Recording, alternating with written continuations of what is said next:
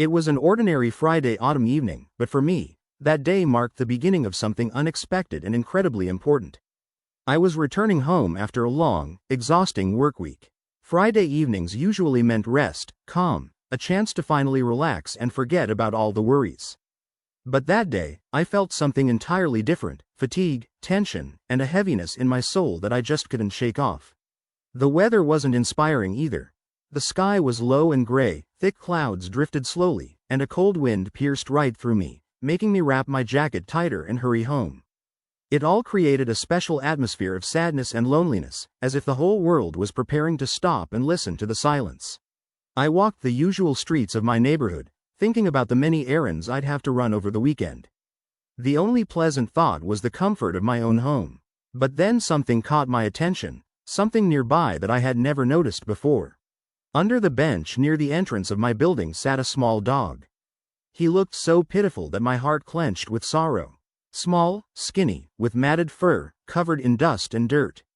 He sat quietly, almost motionless, looking right at me with big, sad eyes filled with incredible longing and abandonment. I stopped and couldn't look away.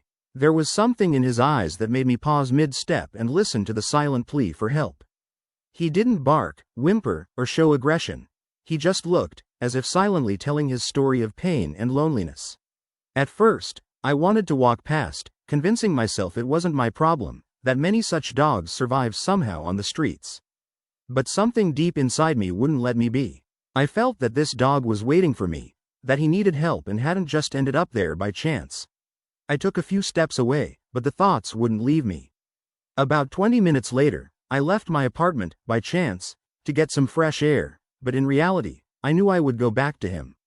I sat down beside the bench and silently watched him. The dog didn't run away or try to hide. Instead, he slowly laid his head on my knee.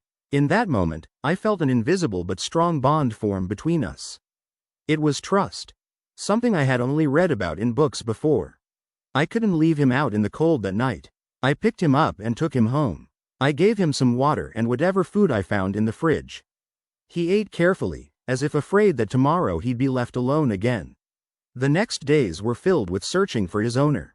I put up flyers on every pole, asked neighbors, searched social media. But no one came forward. I started calling him Max. Max quickly gained weight, his fur became shiny and smooth, and a spark of joy appeared in his eyes. He became more to me than just a dog. We walked together in parks, he entertained me with his antics and was my constant companion. With each passing day, the bond between Max and me grew stronger.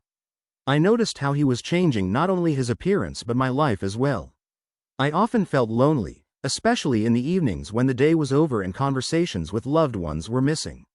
Now, I always had someone who waited for me with joy, wagging his tail tirelessly, and with a warmth that's hard to put into words.